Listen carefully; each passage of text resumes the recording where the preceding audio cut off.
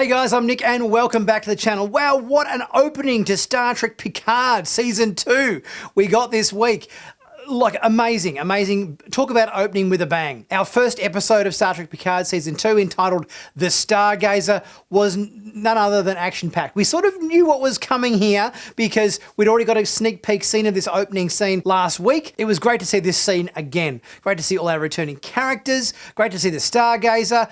This episode kind of had a bit of everything in it. We had emotional resonance with some returning legacy characters. We had plenty of action. We had emotional depth. It was a very well-rounded episode with a bit of everything for everybody. Please don't forget to subscribe to Sci-Finatics if you haven't already done so. There's a lot of you that haven't subscribed out there. We're almost up to 30k subscribers, so let's bring it up to 30. And yeah, there's going to be heaps of Star Trek news coming soon with Discovery, Picard, Strange New Worlds coming soon. It's going to be heaps, so be sure to subscribe. All right, let's get into this week's episode of Star Trek Picard Season 1 entitled The Stargazer. So obviously we opened with our sneak peek scene that we'd seen last week that they previously had shown us, with all the security teams running through the hallways of the ship and everything, explosions going off, people getting thrown from one side of the corridor to the other, and turbo lifts blowing up, and you name it. We'd kind of seen it before because they leaked this scene last week, but it was still great to see it again. I think it was a perfect opening to the new season, and talk about, you know, lifting the overall excitement level. I think it was great. Now we then got a look at our new opening title sequence. It's some new visuals and also a reworked theme. We still had the same core Star Trek Picard theme as last season, but there was definitely a much more ominous feel to it. It had been rearranged so that there's a sort of a very, you know, heavy, ominous kind of vibe to this theme now. Visuals of a strange Borg ship of a configuration we haven't seen before. We've got imagery of La Sirena doing like a, what I'm guessing is like a time jump by using the slingshot around the sun technique. We've got imagery of hourglasses to denote the presence of a time travel based season, and some more ominous Borg Queen shots as well as part of the new opening title sequence, which, you know, definitely has a very menacing overall tone to it. I think this episode did a really good job of essentially letting us know where all of our characters are at the beginning of this season. We got obviously introduction to Picard as being, you know, still at Chateau Picard bottling wine, hanging out with Laris. And we see from our wine crates here at the opening that they're doing the whole grape picking and everything for the latest vintage of Chateau Picard. And going by the sign on the boxes, it's the year 2401. So I think Star Trek Picard took place in 2399. So we've done a bit of a time jump here to the effect of about a year or a year and a half or something to that effect from the end of last season. I love the sweet scene between Picard and Laris drinking a glass of red after all of the great picking had been done for the day, and the greetings and whatnot. And obviously the last one that Picard uses was "Cheers, big ears," which is sort of a little bit insulting, but they had a bit of a laugh about it. I guess you know you can say that to a Romulan or a Vulcan and you can take it literally. So I thought that was a bit of fun. It's a sweet scene between these two. It's nice to see them enjoying themselves, having a bit of a laugh, even though there's sort of this weird kind of undercurrent of romance between these two. It kind of felt a little bit awkward just because we're not used to seeing this sort of side of Picard, really. He's not a sexual being, really. I mean, we've seen, you know, a few episodes of Next Generation where he was sort of semi-dating Vash when they were doing things on Riser and everything and going exploring for like artifacts and whatnot. And obviously there was a little bit of romantic interest in the Star Trek Insurrection with the Baku lady.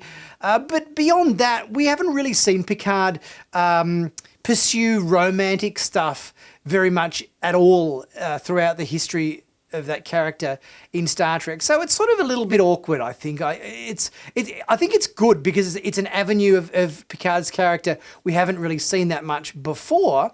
But at the same time, it's sort of a little bit, you know, I guess like seeing your parents kissing or something. It's sort of like, oh, I don't know how I feel about this. You know, I know it happens, but I just sort of don't want to be aware of it or something to that effect. We also find out in this scene that Zhaban is no longer with us. Something's happened to him in the course of the last year and a half. They're toasting him, so I guess he passed away, it kind of feels like. It doesn't just feel like he went back to Romulus, or, well, obviously Romulus isn't there anymore, but, you know, went back to wherever the Romulans are hanging out these days. It sort of feels like the character has passed on, and there's a little bit of loss there in the conversation, so that I guess leaves the door open for you know, Picard to potentially move in on Laris, but yeah, there's a certain awkwardness there. And we also get here a bit of a look at Picard's childhood as a boy, and it appears there's some disturbing things in his history here, in terms of there was some domestic violence between a man and his mother. I'm not sure whether they're implying it was his father that was abusive, or whether there was some other male figure in his life or whatever that was abusive towards his mother when he was young. But there was certainly a little bit of domestic abuse situations going on there that was quite troubling, and probably play on Picard's reasoning behind why he's never got involved in a romantic relationship in his life, because perhaps, you know, the difficulties that his mother had when he was young with a relationship has sort of, you know, soured him to that prospect. And there's an interesting line here from his mum and the flashbacks that he's having here, that his mum sort of says, if you ever get, you know, worried and upset and all that sort of stuff, just look up to the stars, to look up to the sky, look up, which comes back towards the climax of the episode. And as Jean-Luc looks up, I like the way the camera pulls back out of the solar system past the Earth and all the planets, which obviously is a sort of a homage to the opening title sequence of Next Generation and so forth, which pulled back through all the planets of the solar system as Picard delivered the, Space, the Final Frontier, these are the voyages of the Starship Enterprise spiel.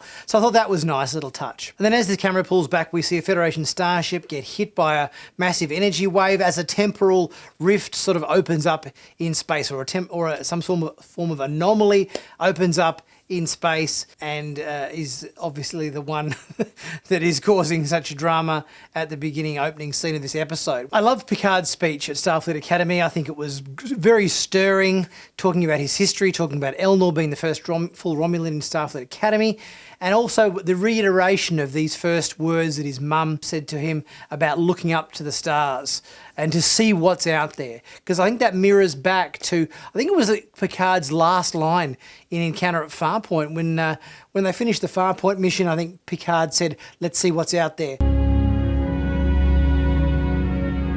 Let's see what's out there. Engage.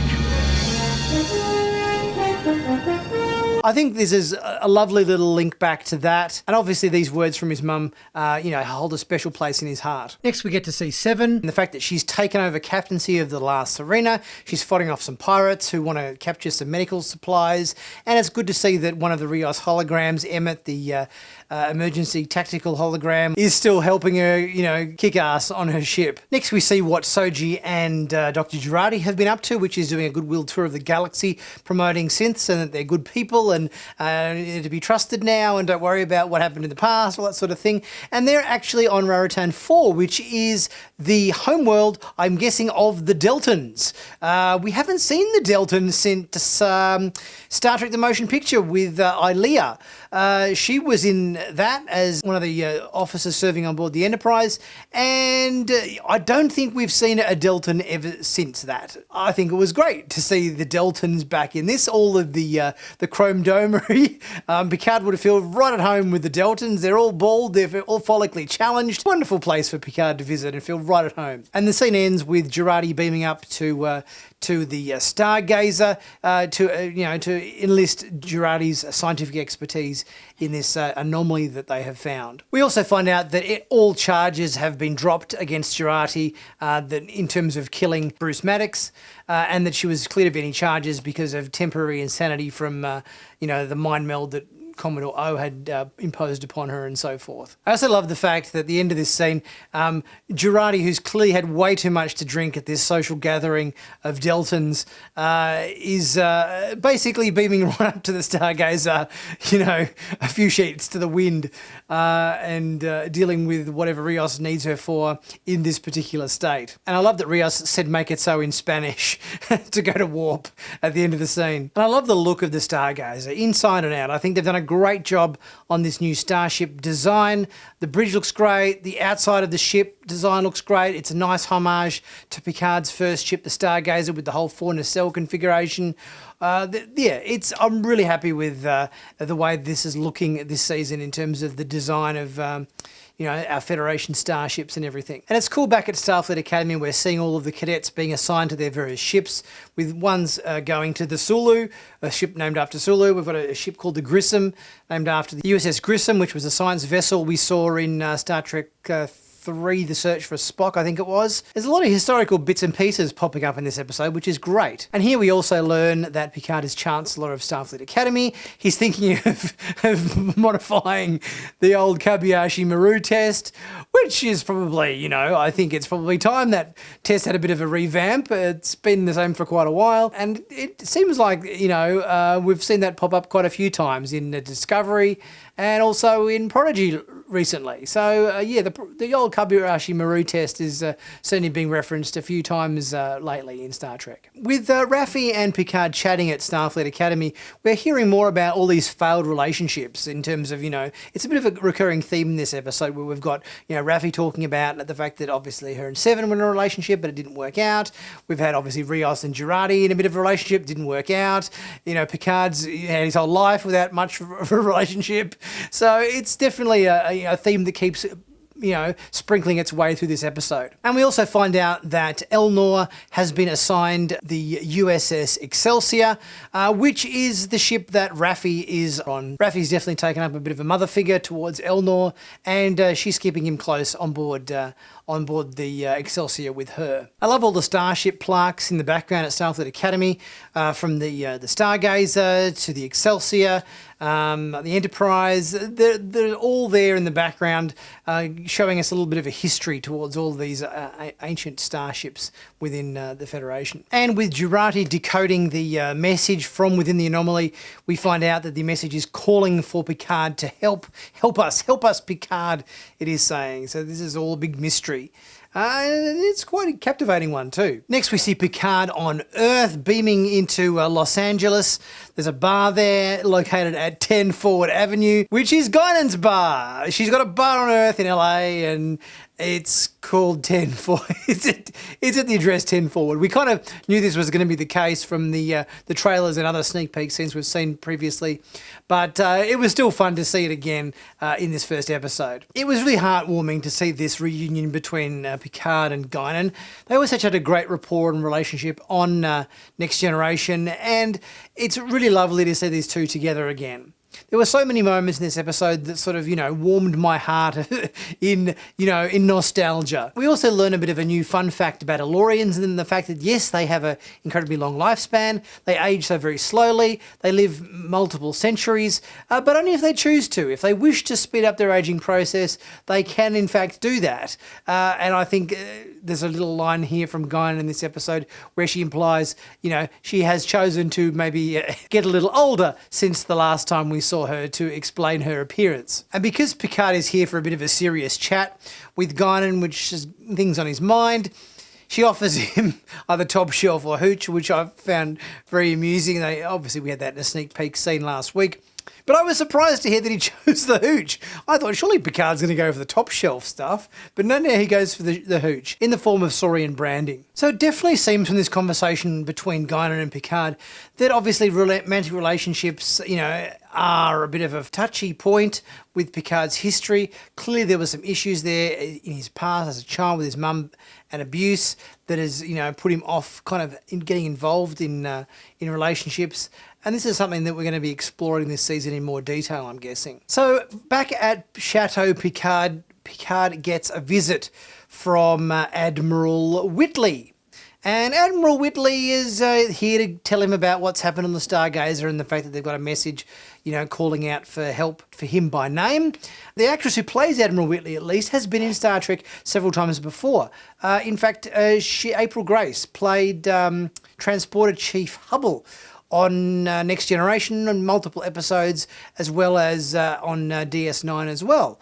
So it was good to see this actress back in Star Trek again, even though she's playing a completely different character. So the puzzling thing here is we've got a message from an unknown alien, which obviously, as we saw from the opening, turns out to be the Borg, wanting to join the Federation. They're opening up this temporal rift, this anomaly in space, and it's very perplexing because the Borg does never want to join anybody. They just want to assimilate. So Picard takes a shuttlecraft to the USS Stargazer to see what he can do in this case of this strange temporal anomaly. And here we find out with Picard having a bit of a chat to Seven of Nine as they walk down the corridors of the Stargazer, that the Stargazer is a new class of starship that is utilising some of the technology that has been acquired from the Borg artifact that we saw in season 1. They're using a little bit of Borg tech here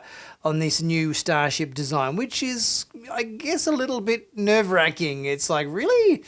I know it's advanced, but do you really want to take that risk using Borg nanoprobes and all sorts of, Borg stuff to enhance your starship? Because surely that's not going to end well. I love all of our characters in this episode getting their little reuniting moments, I think. It's great. We haven't seen the show for quite a while. It hasn't been on air since, I think it was around April of 2020. So we've certainly waited for this season for quite a while. So as all the old characters bump into each other again, because there's been that 1 to 1.5 year time jump since the end of last season, I think it's great that they're going having these little reintroductions again, because that's how we kind of feel as an audience, that we're meeting old friends again in this show. And it's great to see Picard take the reins again on board the bridge of a starship. The bridge of the Stargazer looks fantastic, and Rios sort of steps aside to let Picard do his thing. It's been so long since we've seen Picard,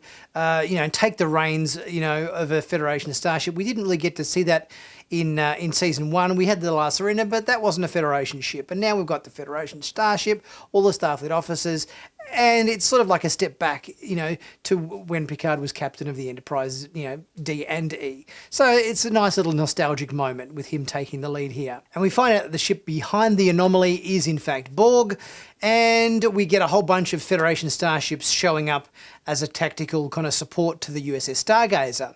And it looks like our producers of the show have potentially learned their lesson from last season. I think there was a lot of fan criticism that last shot in season 1 where we had all those Federation starships show up and they were all just cut and paste of exactly the same design. There was no nuance or differentiation or any different ships. They were just all cut, paste, and they got a lot of flack for it. But it appears that in this scene we have a whole bunch of different Federation starships of a multitude of different designs, which is fantastic. It was great to see the conference room scene with Rios and Girardi, Picard and Seven all there around the conference table. It's like old days again. We haven't had them for so long. I love all the banter and the two-way, deliberating that goes on in these briefings and working out a course of action. And I've got to say, this Borg ship design is kind of unlike anything we've seen from the Borg before. Normally the Borg ships are geometric shapes, cubes, spheres, triangles, rectangles, that sort of stuff. And obviously we saw them a little bit more hodgepodge when they'd been infected by Hugh's individuality, but this is like a gigantic kind of starfish sort of design or something the Borg have got going on. So it's an interesting new look for them. And I've got to say, this new look Borg that transports onto the bridge is unlike any Borg we've ever seen. There's almost zero human element to them whatsoever. It's like 100% mechanical. But at the same time, the Borg is wearing sort of garments. It's almost like sort of shoulder pads and a bit of a cloak thing going on. Even though it sort of looks sort of technological, there's also kind of like, you know, clothing appearance to it. So it's a Borg like nothing we've seen. And our new look Borg has got some funky looking Dr. Octopus arms that come out from their back. These simulation tubules, or whatever you want to call them, that are jacking into consoles and obviously injecting nanoprobes and all this sort of thing. But there's a different Dr. Octopus kind of vibe going on here with this Borg. And of course, Borg keeps jacking into the consoles, and all the security officers are firing on the Borg here. I would prefer it if they historically kept with the Star Trek phaser concept, which is Star Trek phasers have a beam. They don't have bolts. Pew pew pew pew pew pew. You know, bolts is more of a kind of like what they use in Star Wars. Star Trek has always been phaser beams. So I'm sort of a little bit, you know, kind of, I would have kind of liked the phasers to have beams, not bolts, but that's just me. But interestingly enough, the Queen there shooting at all her little pew-pews is stunning everybody on the bridge, not killing them. So even though this Borg Queen is quite aggressive in the fact that she's burned through the shields, beamed onto the bridge, jacked into the console with her big Dr. Octopus legs, and then is stunning everybody that poses a threat rather than killing them, kind of implies that, yes, this is dangerous, but non-lethal force is being used here. It is a very interesting situation as to what the hell is going on with this new Borg Queen. And the most puzzling thing about this Borg attack on the Stargazer is just before they self-destruct, the Borg uses his own mother's words against him in terms of reiterating those lines which we've heard several times before in this episode, in terms of that thing that his mother said to him about looking up to the stars. How does this Borg know about things his mum said to him when he was a little kid? It's quite a mystery. And as the Stargazer is destroyed using the self-destruct, Picard reawakens in the same room in the vineyard that he was in earlier in this episode with the broken windows, wearing a black uniform with a different Starfleet insignia. Laris is no longer there, and there's a synthetic android there as a sort of a house servant, I suppose, at his vineyard. So I don't think Jean-Luc is in Kansas anymore, so to speak. And before we know it, Q has appeared to Picard in his kitchen. And I got to say, it's great to see that when he first appears to Picard, he is as we saw him last time. I was kind of thinking about this because we'd seen clips from Q in various trailers and everything, but we hadn't seen a young Q. They were all old Qs. And I was hoping that when Q first appeared, he would be as we last saw him, and that is in fact the case, and then he modifies his appearance to match Picard's more seasoned appearance. So I'm glad that they did that. That was sort of what I was hoping. So it was great to see Q back again at the end of this episode. I was hoping we were going to get a little bit of a taste of Q at the end of this first episode, and that was great to see. I really enjoyed seeing Picard and Q back again. It was great to see, obviously, Guinan and Picard back together again. All of our cast, so good to see them again. In terms of our characters for Star Trek Picard, I've got a far greater feeling towards, Rios and Girardi and Seven and, Picard, obviously Picard and Raffi and Elnor and everybody, because we actually got to know them in season 1. I think it just shows you how much better the show can be when you actually have an emotional connection with the characters. On Discovery, half of these bridge characters with, Detmer and Oo and Reese and Bryce and everything, we don't even know these guys. And I know I've said this many times before, but watching this episode just reiterated that to me in terms of how much I enjoyed the show when I actually have an emotional connection, an emotional response to seeing characters and that you feel well. Really good, really strong first episode for season 2 of Picard. Enjoyed it immensely. I can't wait for episode 2. Guys, leave your thoughts in the comments section. Did you enjoy this first episode of Picard as much as I did? I thought it was fantastic. Leave a super thanks if you're able to. It really helps the channel out. Much appreciated. Leave a like and a comment as you tend to do. That's fantastic. Share this video with your friends. Subscribe if you haven't already done so. Check out my merch in the merch store. We can pick up some really cool new Star Trek flavoured t-shirt designs and everything. They're always there on special. Well worth having a look at. And I will see you guys very soon for my next video. I'll catch you soon.